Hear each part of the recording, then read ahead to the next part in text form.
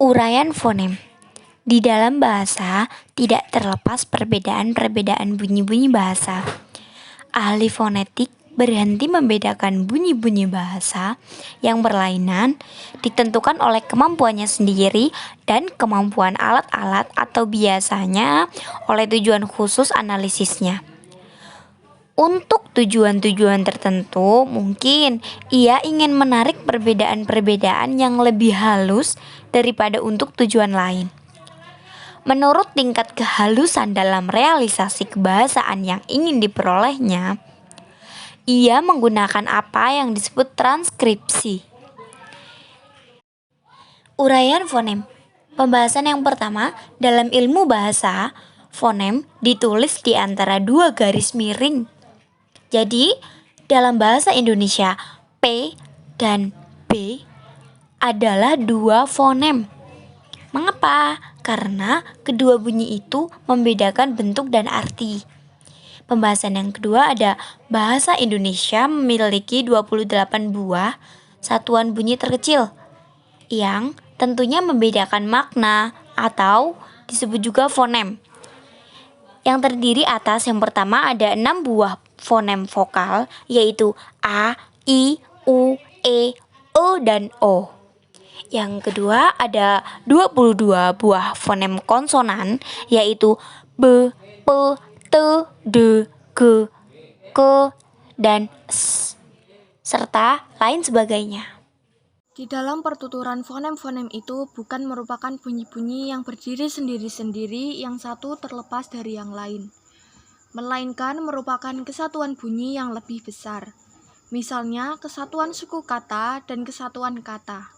Kesatuan-kesatuan fonem itu akan saling mempengaruhi, sehingga ada kemungkinan ucapan suatu fonem berbeda dari posisi dan dibandingkan dengan posisi lain. Misalnya adalah pelafalan vokal A dan vokal E, dan pelafalan konsonan P dan konsonan B. Cara menguraikan fonem bahasa. Pertama, catatlah bunyi-bunyi secara fonetis sama atau mirip. Kedua, catatlah bunyi-bunyi selebihnya. Ketiga, dengan kasar kontras karena lingkungan yang sama atau yang mirip itu sebagai fonem-fonem yang berlainan. Keempat, dengan dasar lingkungan yang komplementer, anggaplah bunyi-bunyi yang fonetis mirip itu sebagai fonem yang sama. Kelima, anggaplah semua bunyi-bunyi yang terdapat pada hal kedua sebagai fonem-fonem tersendiri. Keenam, untuk bunyi-bunyi prosodi diberlakukan cara yang sama untuk menguraikannya. Selanjutnya adalah suku kata. Suku kata adalah bagian dari kata yang diucapkan satu hembusan nafas dan umumnya terdiri atas beberapa fonem. Secara sederhana, dapat dikatakan bahwa suku kata yaitu vokal dan konsonan.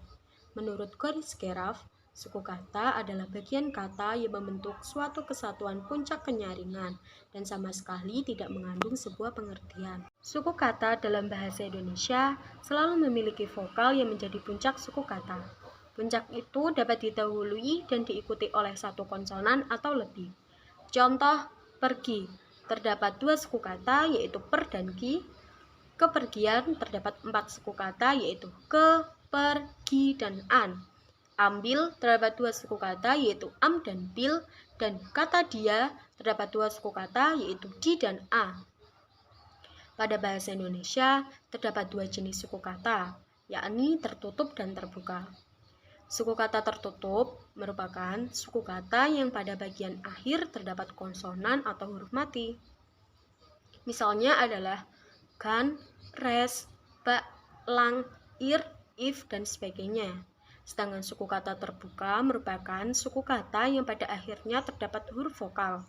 Misalnya adalah do, re, mi, la, ku, dan sebagainya.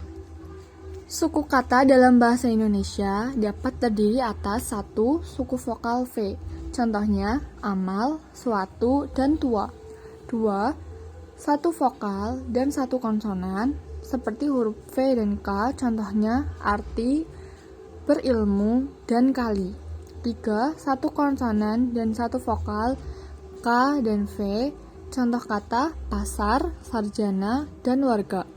4. Satu konsonan, satu vokal, dan satu konsonan. K, V, dan K. Contoh katanya paksa dan keperluan. 5. Dua konsonan dan satu vokal, K, K, dan V. Contohnya slogan, pendramaan, dan kopra. 6. Dua konsonan, satu vokal, dan satu konsonan seperti K, K, V, dan K. Contoh katanya traktor dan atraksi.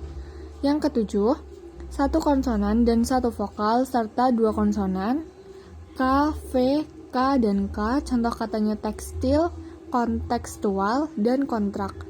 Yang kedelapan, tiga konsonan dan satu vokal, K, K, K, dan V. Contohnya strategi dan strata. Yang kesembilan, tiga konsonan, satu vokal, dan satu konsonan, K, K, K, V, dan K. Contoh kata struktur, instruksi, dan strom.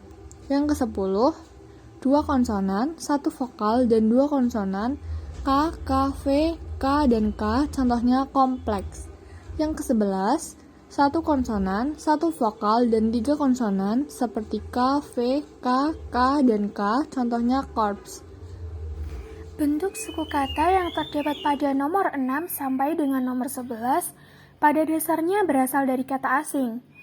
Banyak orang yang menyelipkan fonem E untuk memisahkan konsonan yang berdekatan.